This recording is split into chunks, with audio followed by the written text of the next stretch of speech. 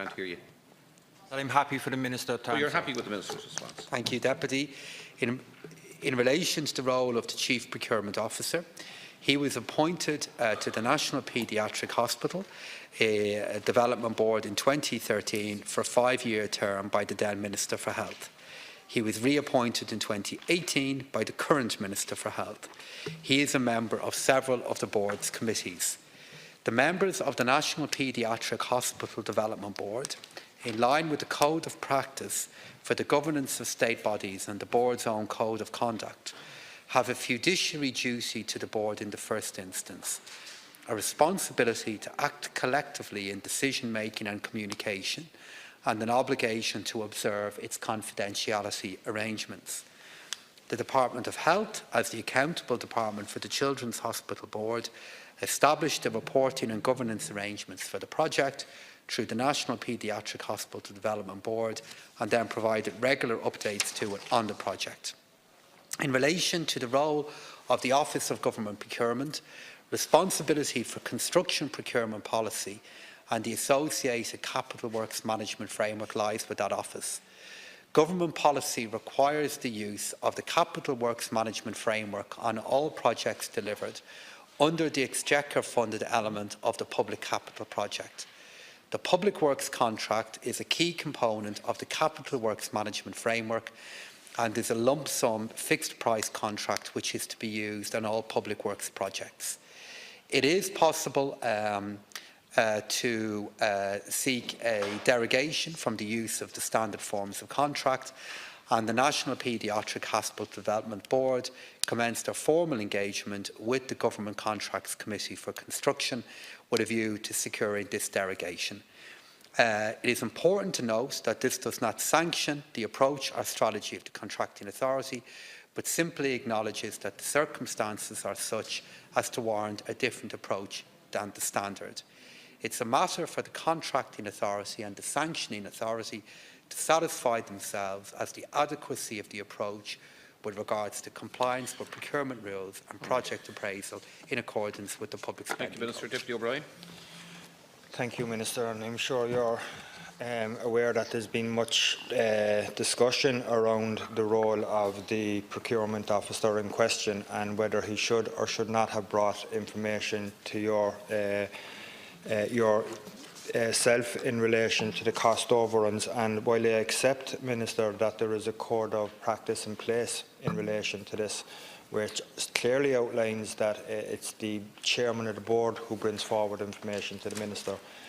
I'm sure you're aware of the circular that's there, and the circular sets out cases where or what procedure a civil servant should follow if he believes there are issues of public concern. Can I take it?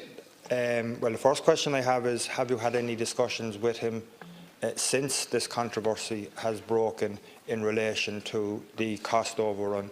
And maybe you could answer that first, Minister.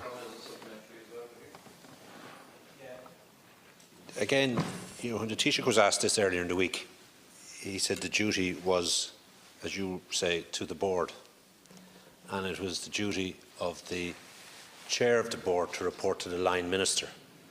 You didn't mention that. You said it was the duty of the board to report to the Department of Health.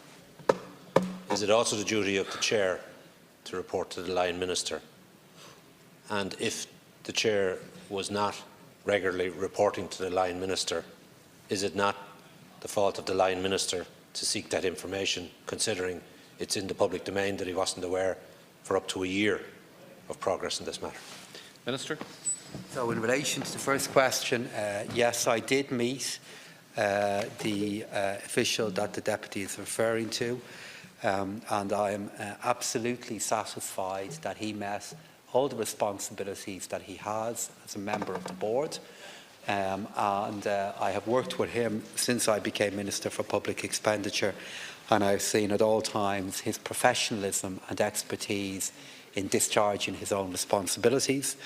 And in relation to Deputy Cowen's question, I mean, the circular is very, very clear, that it says that if the person who is involved, who is on the board, does not feel that his views or concerns in relation to an issue If he feels they are not being relayed by the chair of the board onto the department, then he then has a duty to raise issues either himself with the line minister.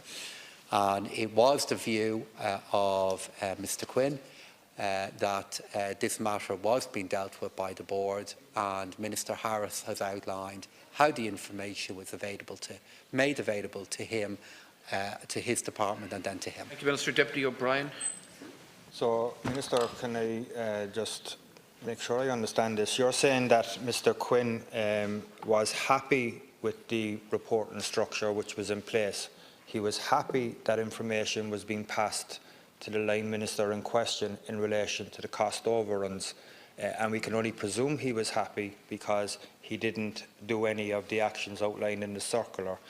Can you also just confirm when you met him, and just to confirm that you did discuss the cost overruns in relation to the children's hospitals, and did you ask him if he had raised any concerns with the chairperson for that information to be passed on, and was he under the understanding that the information was being relayed to the line minister in a timely fashion? Minister. So when did I meet him? I met him on Tuesday. Was he satisfied that the issue was being dealt with appropriately in the board? Yes, he was. And I am absolutely satisfied from my engagement with him that he was handling his responsibilities appropriately. And was he satisfied that that information was being shared with the Department of Health? Yes, he was. And I'm satisfied that that happened too.